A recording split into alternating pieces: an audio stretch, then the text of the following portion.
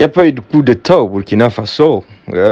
Roch-Marc Christian Kaboré a démissionné suite à la mutinerie qui a eu lieu en protestation à sa gouvernance. Le président de l'Assemblée nationale ayant disparu des radars, l'armée a dû assumer le rôle vu le contexte de guerre dans lequel nous sommes. Donc le mot coup d'État n'a pas sa place dans ça. Il n'y a pas eu de coup d'État du tout. Et le discours de notre nouveau président, Damiba, est très intéressant et très rassembleur. Il a mentionné la nécessité d'unir l'ensemble des forces vives du pays pour pouvoir avancer. Il a aussi mis en garde les saprophytes qui veulent utiliser cette opportunité comme une opportunité pour leur propre personne. Et c'est très important de le mentionner. Il a salué la mémoire des forces de l'ordre qui sont tombées, ainsi que celle des civils. Il a aussi mentionné des gens qui n'ont jamais été mentionnés dans un discours officiel, notamment les agriculteurs, les éleveurs, les autres victimes du terrorisme. Et ce discours est un discours complet et qui laisse présager d'un avenir meilleur. Mission, une fois de retour au Burkina Faso, c'est d'abord dire merci au peuple burkinabé pour sa résilience, de dire merci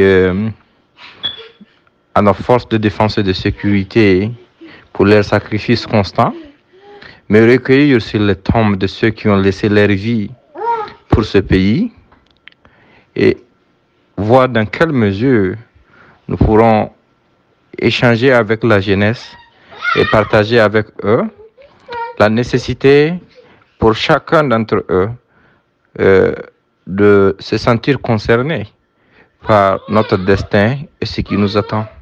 Merci bien. Concernant mon idéologie politique, je dirais que je suis humaniste. Le discours du chef d'État a déjà évoqué indirectement les sorties de certains OSCC qui estiment que c'est une opportunité pour eux de saigner l'État burkinabé, doivent se ressaisir. Si tu veux travailler pour le pays, par amour pour la patrie, la porte te sera ouverte. Mais si tu penses que c'est une opportunité pour toi de trouver ton chemin ou ton compte, mais tu seras vraiment dessus parce que ce Burkina-là, il est fini.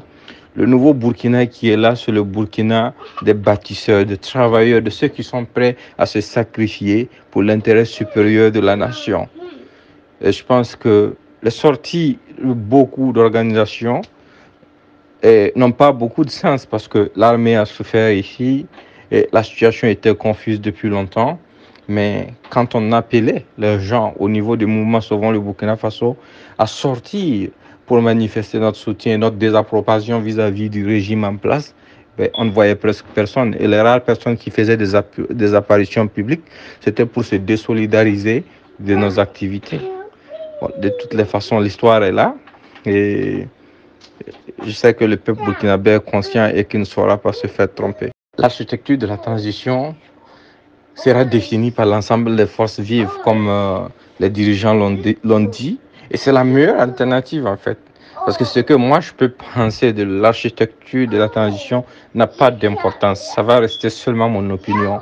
Je pense que ça va ressembler à ce que l'ensemble des forces vives du Burkina Faso auront décidé. Moi, je vais conseiller aux militaires de faire de l'unité.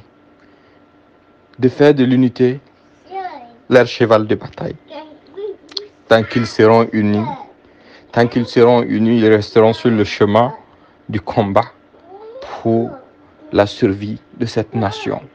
S'il y a des fractures, des fissures au sein de leur rang, ça sera désolant pour l'ensemble du pays. S'ils échouent, c'est l'ensemble de l'armée qui aurait échoué. S'ils échouent, c'est l'ensemble de la jeunesse du Burkina Faso qui aurait échoué. Donc pour cette raison, chacun dans son coin et dans son rôle doit faire le maximum pour ne pas céder à quoi que ce soit. Eux, à leur niveau, doivent nous donner l'exemple. Ils doivent rester unis, solidaires et soudés.